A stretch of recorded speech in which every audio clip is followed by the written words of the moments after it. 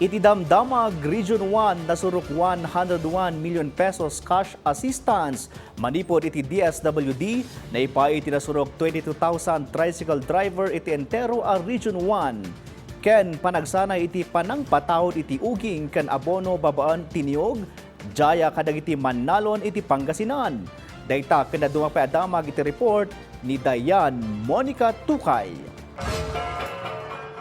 Nasarok 22,000 at tricycle drivers tinaypaayan ti Department of Social Welfare Field Office 1, tisag 5,000 pesos a cash relief assistance, iti 38 ang munisipalidad, iti rehiyon. Dumanon iti 101 million pesos ti pakabuklan agatad anay paay kadagiti benepisyaryo. Tulong daytoy gapo iti agsisin na runo a panagnato ti presyo ti petrolyo idi napalabas alawlawas. Inyo na unay ti ahensya a kasapulan a dagiti nakalista a benepisyaryo ti mismo nga umawat ti cash assistance. Kadagiti saan pa'y a nakaawat ti tulong, kat kasapulan a makikaordinarda kadagiti bukod dang LGU. Iti Pangasinan, maguyguyogoy dagiti manalon tinyog a makipasat iti panagsanay para iti panakapatawd ti uging ken abono, manipud iti raw materials tinyog kas kanayunan a pamasterakan dagitoy.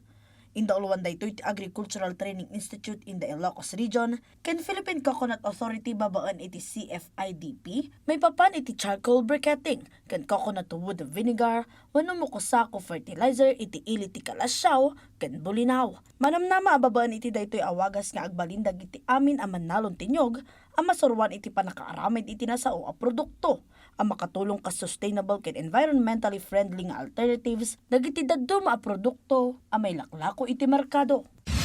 Iti Ilocos Norte, nang ipaay ti Philippine Carabao Center ken Department of Agriculture ti Calabao, kabayatan ti insayang katda nga entrustment of dairy buffaloes sa Jay Barangay Nagsurot, Burgos, Ilocos Norte. Panggap daytoy ang mapaduras ti local dairy industry ti probinsya. Makipaay ti kanayunan a pamasterkan para kadagiti agrarian reform beneficiaries, tinagsurot cooperatives, ken mamaintinir ti umda sa supply ti gatas iti merkado ken school feeding programs. Babaan ti entrustment program, masanay dagiti umawat a manalon iti umno a panangaywan iti ayo, panagpatawd iti gatas, ken panagproseso. Bayat nga agtultuloy ti monitoring ken technical assistance, tapno masigurado ti salunat dagiti Carabao ken baligi a dairy operations. Philippine Carabao Center, ang mission niya is para madagdagang kita ng ating mga magsasaka. Ito sa pamamagitan ng gatas at saka karne.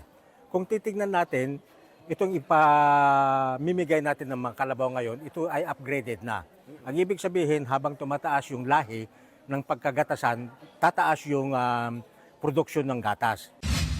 Kabayatan na iti matvintar, mapapaduras ti panakapatawd ti high quality iron iti microscale spinning facility para iti weaving ken knitting, manipod iti locally sourced fibers kas iti cotton, bamboo, abaka, banana, pineapple, ken jute, wenno saluyo. Manamnama ti DOST Philippine Textile Research Institute nga imanmanihar dagiti textile engineers, technicians ken scientists, ang makapatawd ti pasilidad iti aging 150 kilograms a cotton yarn iti inaldaw.